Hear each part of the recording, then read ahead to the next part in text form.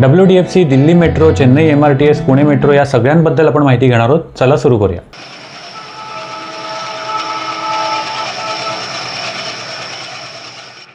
तर सुरू करण्याआधी मागच्या भागात मी विचारलं होतं ते म्हणजे 2 नद्यांची नावं असलेल्या ट्रेनची नावं तुम्हाला लिहायची आहेत कमेंटमध्ये. तर यावेळी रिस्पॉन्स चांगला आलाय आणि ही आहेत त्यांची नावं ज्यांनी उत्तरं दिली आहेत. प्रतिसादाबद्दल धन्यवाद. आणि आता आपण बघणार आहोत या भागातले अपडेट.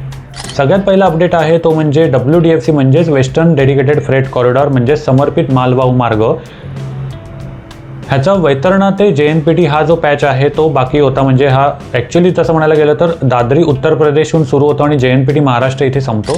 त्यातला वैतरणा ते JNPT हा साधारण 102 किलोमीटरचा जो मार्ग आहे तो आपल्या मंथेंडला चालू व्हायची अशी अपेक्षा आहे. एकदा तो चालू झाल्यानंतर मेन लाईनवरच्या मालगाड्या ज्या आहेत त्या फायनली त्या संपूर्ण स्ट्रेचमध्ये शिफ्ट होतील मालगाडीच्या मार्गावर आणि त्याच्यामुळे नवीन गाड्या इंट्रोड्यूस करण्यासाठी आपल्याला काही टाईम स्लॉट रिकामे मिळू शकतात. साधारण या समर्पित मालवाहू मार्गावर जो ॲव्हरेज स्पीड आहे मालगाडीचा तो 50 kmph आहे. तसं म्हणायला गेलं तर हा खूप चांगला आकडा आहे, कारण हा ॲव्हरेज स्पीड आहे, हा मॅक्झिमम स्पीड नाही आहे, तर ॲव्हरेज स्पीड आहे. तर हा एक चांगला स्पीड आपण म्हणू शकतो मालगाडीसाठी. त्याच्यानंतर छोटा अपडेट आहे तो म्हणजे पुणे मेट्रोबद्दल. पुणे मेट्रोमध्ये आपण बघितलं असेल की जेव्हा आपण तिकीट स्कॅन करतो तेव्हा आपल्याला पूर्वीची गेट्स होती ती चालूच असायची, म्हणजे ओपन असायची, आणि जर प्रॉब्लेम आला तर ती गेट्स बंद व्हायची. तर आता बाकी भारतातल्या शहरांसारखं जिथे मेट्रो आहे तिथे जी सिस्टम वापरली जाते तशीच पुणे मेट्रोमध्ये आलेली आहे. ती म्हणजे सुरुवातीला गेट्स बंद असतील आणि त्याच्यानंतर आपण जेव्हा तिकीट स्कॅन करू तेव्हा ती गेट्स ओपन होतील आणि मग आपण पुढे जाऊ शकतो. ही थोडीशी हा थोडासा एक बदल त्याच्यात पुणे मेट्रोने केलेला आहे. त्याच्यानंतर पुढचा अपडेट आहे तो म्हणजे चेन्नई MRTS मास रॅपिड ट्रान्सपोर्ट सिस्टम. आपल्या इकडे मुंबईत हार्बर रेल्वे जशी आहे तशी चेन्नईमध्ये एक लाईन आहे ती म्हणजे चेन्नई बीचकडून सुरू होते आणि ती वलचेरी नावाचं स्टेशन आहे तिथे संपते.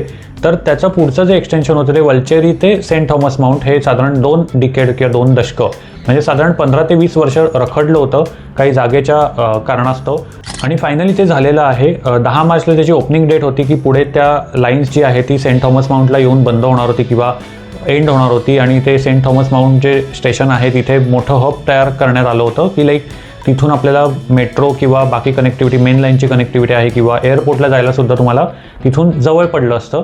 तर सध्या सेफ्टी इन्स्पेक्शनचं सर्टिफिकेट जे आहे ते आलेलं नाही आहे, त्याच्यामुळे त्याचं जे इनॉग्रेशन आहे ते रखडलेलं आहे. तर लवकरात लवकर होईल अशी अपेक्षा आहे. पुढचा अपडेट आहे ते म्हणजे दिल्ली मेट्रोच्या 2 लाईन्स मॅजेंटा आणि पिंक लाईन ह्या नवीन चालू झालेल्या आहेत. त्यामुळे तिथे सुद्धा आपल्याला सर्क्युलर मार्ग मिळालेला आहे. आपले पंतप्रधान आहेत त्यांनी ह्याचं इनॉग्रेशन केलेलं आहे. तर त्याच्या जोडीलाच त्यांनी अजून 3 मेट्रो लाईनची पायाभरणी केलेली आहे आणि ते साधारण 16 किलोमीटरचे असतील. ओव्हरऑल बघायला गेलं तर 16 किलोमीटरची दिल्ली मेट्रोच्या नेटवर्कमध्ये भर पडलेली आहे. मॅजेंटा आणि पिंक लाईन कुठे जातात ते तुम्ही इथे बघू शकता. त्याच्यानंतर छोटा अपडेट ते म्हणजे पनवेल कर्जत जी लाईन आहे सबर्बन कॉरिडॉर ही लाईन साधारण जुलै 2026 पर्यंत तयार होईल असं म्हटलं जातं आहे. आणि एकदा ती लाईन सुरू झाली की आपल्याला कर्जतहून नवी मुंबईत येणं किंवा काही नवीन अजून गाड्या इंट्रोड्यूस करणं सोपं होणार आहे. त्यामुळे एक कनेक्टिव्हिटी आपल्याला चांगली मिळेल. लोकल कधी सुरू होतील ह्याचा अपडेट अजूनही आलेला नाही आहे, पण कदाचित असं म्हटलं जातं की डिसेंबर 2026 पर्यंत या मार्गावर फायनली EMU म्हणजेच लोकल ट्रेन्स धावू शकतील. तर मधली जी स्टेशन्स आहेत त्यांना सुद्धा कनेक्टिव्हिटी मिळेल आणि नैना म्हणजे तिसरी मुंबई जी आहे त्याला सुद्धा आपल्याला त्या एरियात विकासाला चालना मिळू शकेल असं दिसतंय. तर हे होते यावेळचे अपडेट आणि ह्याच्या पुढे आहे ते म्हणजे कोडं.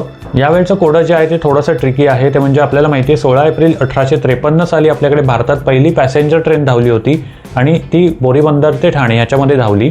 पण त्याच्याच जोडीला किंवा त्याच्याही आधी आपल्याकडे भारतातल्या आणखी एका शहरात रेल्वे धावणार होती, पण तिथे येणारं इंजिन म्हणजे आयात केलेलं स्टीम इंजिन जे आहे ते ऑस्ट्रेलियाला गेलं, चुकून डायव्हर्ट केलं गेलं समुद्रामध्ये आणि त्याच्यामुळे ते वेळेत पोचू शकलं नाही आणि त्यामुळे त्या शहरातली जी रेल्वेची उद्घाटनाची तारीख आहे ती टळली आणि त्याच्यामुळे 1854 साली त्या शहरात रेल्वे सुरू करण्यात आली. तर असं शहर कुठलं? प्रश्न परत एकदा. 1853 साली आपल्याकडे मुंबईत रेल्वे सुरू झाली, पण त्याच्या जोडीलाच की त्याच्याही आधी भारतातल्या आणखी एका शहरात रेल्वे सुरू होणार होती, पण तिथे त्याचं जे इंजिन आहे ते ऑस्ट्रेलियाला डायव्हर्ट करण्यात आलं चुकून आणि त्याच्यामुळे त्या शहरात रेल्वे जी आहे ती रखडली. उद्घाटन उशिरा झालं. 1854 साली तिथे रेल्वे सेवा सुरू करण्यात आली. तर ते शहर कोणतं?